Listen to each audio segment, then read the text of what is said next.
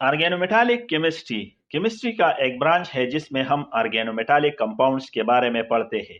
Organometallic to word से मिलकर बना है। एक है ऑर्गेनो जिसका मतलब है ऑर्गेनिक यानी कार्बन कंटेनिंग कंपाउंड्स, और दूसरा है मेटालिक जिसका मतलब है मेटल्स।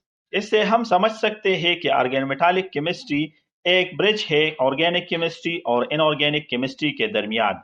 ऑर्गेनोमेटालिक कंपाउंड्स को हम इस तरह डिफाइन करते हैं कि वो सारे कंपाउंड जिसमें कार्बन और मेटल के बीच बॉन्ड होते हैं, या the compounds which contain bond between carbon and more electropositive atom than carbon, are the compound which contain bond between carbon atom and metal atom.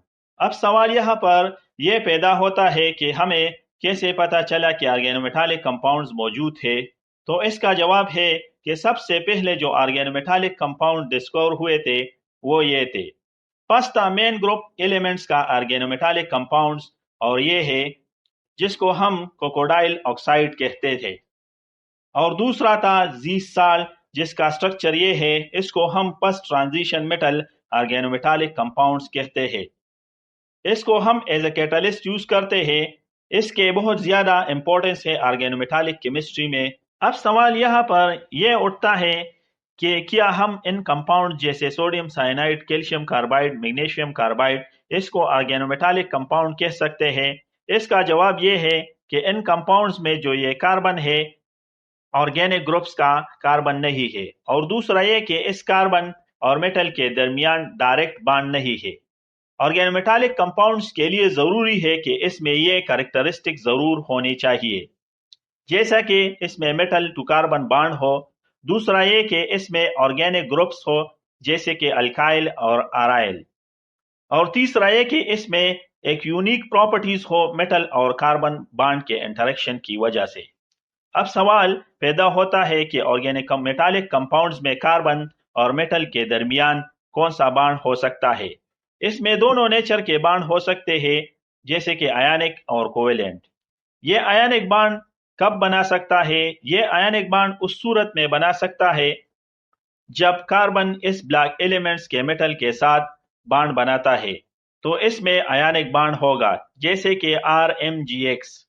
और पी ब्लैक और D और F black elements के जो organometallic compounds होते हैं उसमें covalent nature का bond होता है। Application of organometallic compounds. अब हम इसके एप्लीकेशन के बारे में पढ़ते हैं। इसको हम एज ए रिएजेंट यूज करते हैं, जैसे कि for example RMGX, R2CuLi, butyl lithium, tertiary butyl lithium. ये सारे हम ऑर्गेनिक केमिस्ट्री में पढ़ते हैं और इसको हम एज अ रिएजेंट यूज करते हैं। इसको हम इसलिए एज अ रिएजेंट यूज करते हैं कि ये एक अच्छा न्यूक्लियोफाइल सोर्स होता है।